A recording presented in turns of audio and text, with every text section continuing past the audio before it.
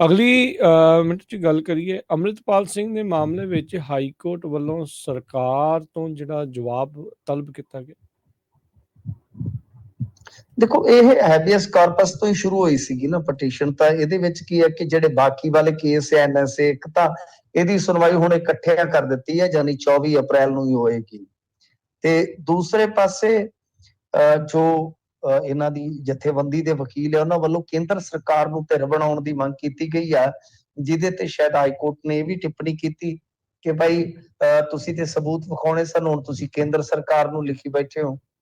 ਤਾਂ ਬਹਰਹਾਲ ਇਹ ਸੰਖੇਪ ਹੀ ਸੁਣਵਾਈ ਸੀ, ਕੋਈ ਇਹਦੇ ਵਿੱਚ ਬਹੁਤੀ ਲੰਮੀ ਚੌੜੀ ਬਹਿਸ ਨਹੀਂ ਹੋਈ। 24 ਅਪ੍ਰੈਲ ਨੂੰ ਯਾਨੀ ਹੁਣ ਸਾਰੀਆਂ ਸੁਣਵਾਈਆਂ ਜਿਹੜੀਆਂ ਉਹ ਇਕੱਠੀਆਂ ਕਰ ਦਿੱਤੀਆਂ ਗਈਆਂ ਨੇ।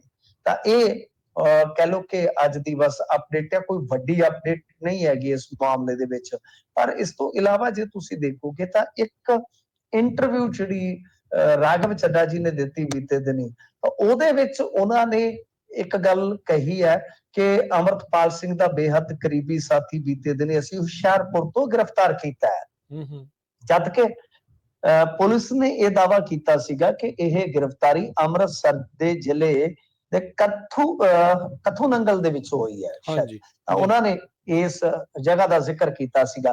ਹੁਸ਼ਿਆਰਪੁਰ ਤੇ ਕੱਥੂ ਨੰਗਲ ਦੀ ਦੂਰੀ ਬਹੁਤ ਹੈ, ਬਹੁਤ ਦੂਰੀ ਹੈ, ਜ਼ਿਲ੍ਹੇ ਦਾ ਵੀ ਫਰਕ ਹੈ। ਤਾਂ ਹੁਣ ਕੀ ਭੁਲੇਖਾ ਹੈ, ਕੌਣ ਗਲਤ ਹੈ ਕੌਣ ਸਹੀ ਹੈ, ਕਿਉਂਕਿ ਇਹ ਇੱਕ ਭੰਬਲ ਭੂਸਾ ਸੀਗਾ ਗ੍ਰਿਫਤਾਰੀ ਬਾਰੇ। ਤਾਂ ਹੁਣ ਇਹ ਭੰਬਲ ਭੂਸਾ ਹੋਰ ਵੀ ਮਜ਼ਬੂਤ ਹੋ ਗਿਆ ਹੈ।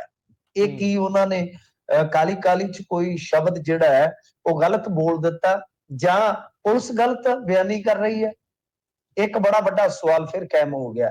ਤਾਂ ਖੈਰ ਇੱਕ ਮਤਲਬ ਕਿ ਨਿਊਜ਼ ਹੈਗੇ ਨੇ ਨਿਊਜ਼ ਵੈਬ ਵਾਲੇ, ਜਿਹੜਾ ਹੁੰਦਾ ਵੈਬ ਪੋਰਟਲ ਵਾਲੇ, ਉਹਨਾਂ ਨੇ ਵੀ ਇੱਥੋਂ ਤੱਕ ਦਾਅਵਾ ਕੀਤਾ ਕਿਉਂਕਿ ਉਹ ਜਿਹੜਾ ਵੈਬ ਪੋਰਟਲ ਆ ਉਹ ਇੱਕ ਨਾਮੀ ਪੱਤਰਕਾਰ ਦਾ ਹੈ। ਤਾਂ ਉਹ ਪੱਤਰਕਾਰ ਸਾਹਿਬ ਨੇ ਵੀ ਦਾਅਵਾ ਕੀਤਾ ਕਿ ਦਸੂਹਾ ਤੋਂ ਗ੍ਰਿਫਤਾਰੀ ਹੋਈ ਹੈ। ਤਾਂ ਇਹ ਇਸ ਮਾਮਲੇ ਦੇ ਵਿੱਚ ਜੇ ਤੁਸੀਂ ਦੇਖੋਗੇ ਤਾਂ ਇੱਕ ਵੱਡੀ ਕਹਿ ਲਓ ਕਿ ਘੁੰਮਣ ਘੇਰੀ ਹੈ, ਜਿਹਦੇ ਵਿੱਚ ਲੋਕਾਂ ਦੀ ਜ਼ਹਿਨੀਅਤ ਫਸੀ ਹੋਈ ਹੈ ਕਿ ਸੱਚ ਕੀ ਹੈ, ਸੱਚ ਕੀ ਹੈ।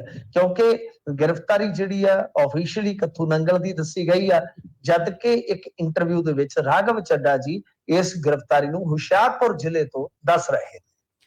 ਬਿਲਕੁਲ, ਜਿੱਦਾਂ ਤੁਸੀਂ ਕਿਹਾ ਵੀ ਭੰਬਲ ਭੂਸਾ ਵੱਧਦਾ ਹੈ, ਲੋਕ ਆਪੋ ਆਪਣੀ ਗੱਲ ਕਰਦੇ ਆ, ਫਿਰ ਉਹ ਪੱਪਲਪ੍ਰੀਤ ਦੇ ਬਿਆਨ ਨੂੰ ਦੁਬਾਰਾ ਜਿਹੜਾ ਉਹ ਸੁਣਦੇ ਨੇ, ਕਹਿੰਦੇ ਨੇ। ਸੋ ਇਹ ਮਾਂ ਜਿਹੜਾ ਕੀ ਆ ਅਨਪ੍ਰੋਫੈਸ਼ਨਲਿਜ਼ਮ ਆ ਜਾਂ ਇਹਨਾਂ ਨੂੰ ਇੱਕ ਦੂਜੇ ਨੂੰ ਜਾਣਕਾਰੀ ਨਹੀਂ ਹੈ। ਕਿਉਂਕਿ ਜਿਸ ਦਿਨ ਗ੍ਰਿਫਤਾਰੀ ਵੀ ਹੋਈ ਉਦੋਂ ਵੀ ਮਿੰਟੂ ਜੀ ਵੱਖ-ਵੱਖ ਮੀਡੀਆ ਪੋਰਟਲ ਵੱਖ-ਵੱਖ ਥਾਂ ਨੂੰ ਜਿਹੜਾ ਉਹ ਦੱਸ ਰਹੇ ਸੀਗੇ। ਇਹ ਫਿਰ ਜਿਹੜੇ ਸੂਤਰ ਜਾਂ ਇਹ ਖਬਰਾਂ ਪਹੁੰਚਦੀਆਂ ਕਿੱਦਾਂ ਇੱਕ ਦੂਜੇ ਤੱਕ, ਇੱਥੇ ਤੱਕ? ਦੇਖੋ ਉਹ ਤਾਂ ਇਹ ਹੁੰਦਾ ਕਿ ਹੁਣ ਗੱਲ ਇਹ ਹੈ ਕਿ ਪੁਲਿਸ ਨੇ ਤੇ ਇੱਕ ਜਗ੍ਹਾ ਦੱਸਣੀ ਆਫੀਸ਼ੀਅਲੀ ਤਾਂ ਉਹ ਮੰਨਿਆ ਜਾਣਾ, ਪਰ ਜੋ ਮੰਨ ਲਓ ਕੋਈ ਜਾਣਕਾਰੀ ਪਹਿਲਾਂ ਆਪੋ ਆਪਣੇ ਹਵਾਲੇ ਨਾਲ ਹਾਸਲ ਕਰਦਾ ਹੈ, ਹੋ ਸਕਦਾ ਹੁਣ ਜਿਵੇਂ ਭੰਬਲ ਭੂਸਾ ਕਿ ਗ੍ਰਿਫਤਾਰੀ ਕਿਤੇ ਦੀ ਹੁੰਦੀ ਹੈ ਕਿਤੇ ਦਿਖਾ ਦਿੱਤੀ ਜਾਂਦੀ, ਹੋ ਸਕਦਾ ਉਹ ਵੀ ਜਾਣਕਾਰੀ ਠੀਕ ਹੋਵੇ।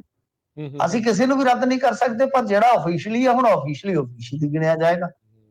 ਪਰ ਜੇ ਆਫੀਸ਼ੀਅਲੀ ਬਿਆਨ ਸਹੀ ਹੈ ਪੁਲਿਸ ਦਾ, ਤਾਂ ਰਾਘਵ ਚੱਡਾ ਇਹ ਕਿਉਂ ਬੋਲ ਰਹੇ ਨੇ?